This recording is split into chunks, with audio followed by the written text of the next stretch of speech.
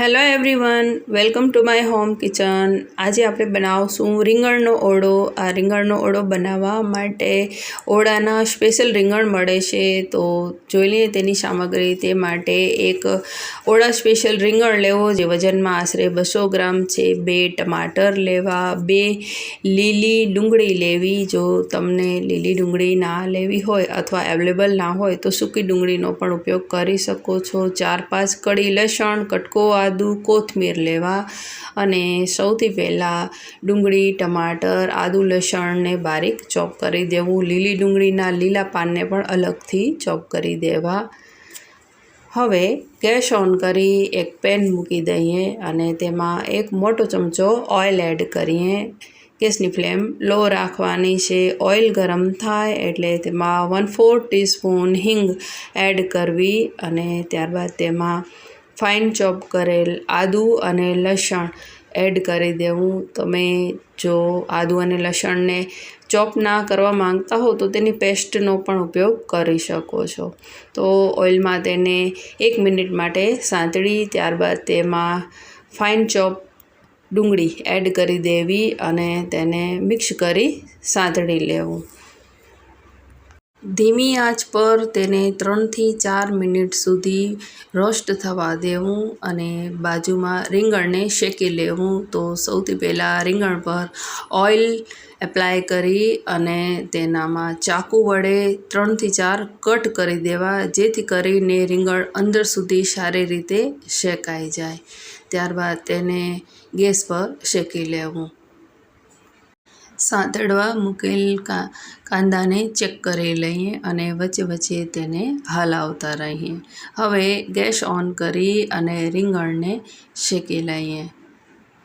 જો તમને આ રીતે રીંગણને ગેસ પર ના શેકવું હોય તો તમે તેને બોઇલ કરી અને તેનો પણ આમાં ઉપયોગ કરી શકો છો. પણ આ રીતે શેકેલું રીંગણ વધારે સારો ટેસ્ટ આપે છે, જેથી મેં આ રીતે બનાવ્યું છે. આ ડુંગળી સંતળાઈ ગઈ છે, તો હવે તેમાં ચોપ કરેલા ટમાટર એડ કરી તેને મિક્સ કરી અને તેને સોફ્ટ થાય ત્યાં સુધી સાંતળી લઈએ. રીંગણને ચારે બાજુ ફેરવતા જઈ અને તેને સારી રીતે શેકી લઈએ. ખાસ કરીને ધ્યાન રાખવું કે રીંગણ ક્યાંય બળી ન જાય અને ક્યાંય કાચો ન રહી જાય.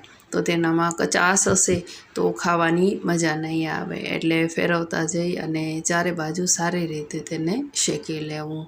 રીંગણ થોડું સોફ્ટ થાય અને તેની સ્કિન થોડી સોફ્ટ થાય ત્યારે તે શેકાઈ ગયું છે. તો ગેસ ઓફ કરી અને તેને નીચે ઉતારી થોડું ઠંડુ થવા મૂકી દઈએ. રીંગણ થોડું ઠંડુ થાય અને સામાન્ય ગરમ હોય ત્યારે તેની છાલ કાઢી લેવી. સાવ ઠંડુ પડશે રીંગણ તો તેની છાલ સરળતાથી નહીં નીકળે. તો થોડું ગરમ હોય ત્યારે જ તેની છાલ દૂર કરી દેવી. કેટલીક જગ્યાએ ઓળો રીંગણની છાલને પિલર વડે દૂર કરી અને રીંગણને શેકીને પણ ઉપયોગ કરતા હોય છે, તો તમે એ રીતે પણ કરી શકો. તો અમે બધી સ્કિન તેની દૂર કરી દીધી છે. હવે તેને ચાકુ વડે આ રીતે કટ લગાવી દઈએ, જેથી કરી અને તેને સારી રીતે મેશ કરી શકાય. તો ચાકુ વડે આ રીતે કટ લગાવી અને ત્યારબાદ તેને પોટેટો મેશર વડે મેશ કરી દઈએ, જેથી કરી અને તેની એક ગ્રેવી રેડી થાય.